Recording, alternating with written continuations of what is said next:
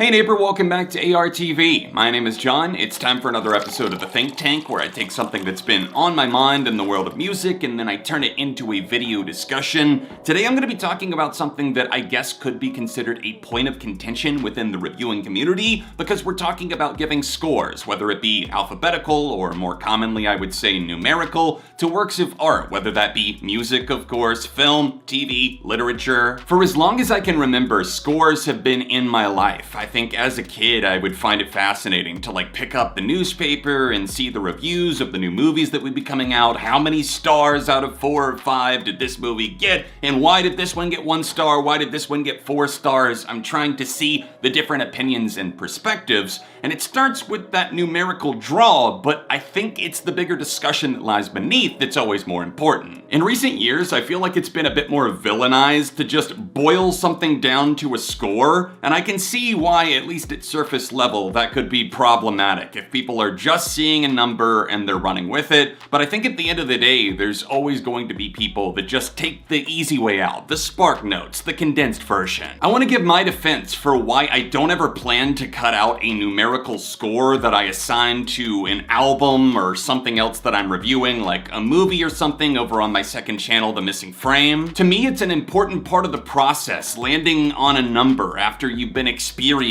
something, and yes, giving that condensed form, but also having the thoughts to back up why you landed on that number. And I think that's the draw for a lot of people that watch my content, or really any reviewers on the platform. The average watcher or reader is looking for something that they can latch onto instantly, to get a little snapshot of how you're feeling. And I think a number or a grade, or whatever you want to call it, is a good representation of that. Of course, it sucks if I give a negative review and maybe I give something a 2 out of 5, and if somebody only sees the number and they don't watch the content, then yes, there's going to be a disconnect. But I think that's always going to happen, because it cycles back to the lazy people that aren't going to do their research no matter what and would rather just opt out. If you're not going to give it a score, then they don't care at all. They're not even going to check in. This isn't in any way me trying to start drama or some sort of fake beef with any channel or critic that has decided to do away with scores. It's just that I feel that there is an argument to be had for their importance, for the fact that people are attracted to seeing a score, and oftentimes I've seen people that said, hey, I saw you gave that like a 4 or a 5 out of 5. I was drawn to that just seeing it in the description of a video, and I ended up checking out the entire review and I fell in love with this band. To give you even more examples here, it's like titling a video. It's like giving somebody the first single off of an album. It's a taste to get them hooked to come in and see more. If the single is meant to get you hooked on an album, then my album score in the album review is the hook to get people drawn into what I'm talking about, the points that I'm giving to back up at this concrete number that I've landed on. Numbers are of course not everything, and there's many times when I feel myself struggling to come up with that number, to give that representation of my complicated feelings. But I always suck it up and boil it down at the end of the day, because I know that there is something that I like to see there. It's a track record of things that I've covered over the years. How did I feel about this album at a quick glance? I can go back and see that because of the number. There's always going to be people watching or reading and looking for a reason to throw your rating or score back in your face, and I can see how that's frustrating. If somebody's coming at you and saying, how could you give this a 4, but this is only a 3 out of 5? This makes no sense. You're all over the place. And as I've always tried to explain, at least for me personally, my ratings are based on, yes, the quality or lack of quality of the music, but also what I think the artist is truly capable of. So not all 4 out of 5s are created equal. It's a big part of the fun for me, and I'm sure a lot of other people who give reviews on sites like Rate Your Music or even Metacritic, as we get excited to talk about and discuss the things that we really want to talk about. So IMDb, Metacritic, Rotten Tomatoes, many other places,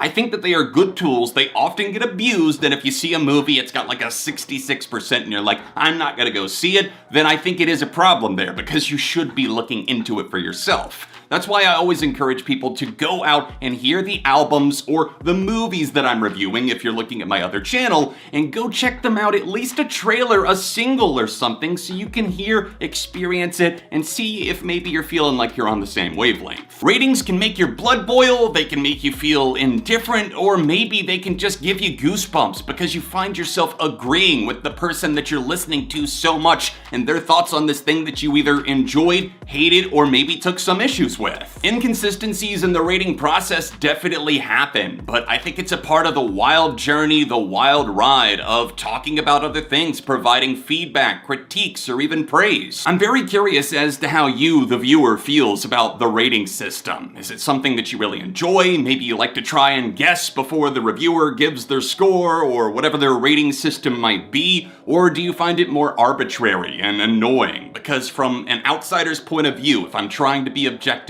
I can see why it would be off-putting if people are just judging something based on one number and walking away, but at the end of the day, I think it does more good than harm. I don't think I'll ever do away with ratings. I just enjoy the whole process and that being a part of it way too much, but I want to know what you guys think too. Take to the comments, share this out, get a discussion going. Please hit that like button while you're down there, subscribe if you happen to be new, and leave suggestions for any future discussions you think I should have on the Think Tank. Other than that, I'll be back soon for more on ARTV.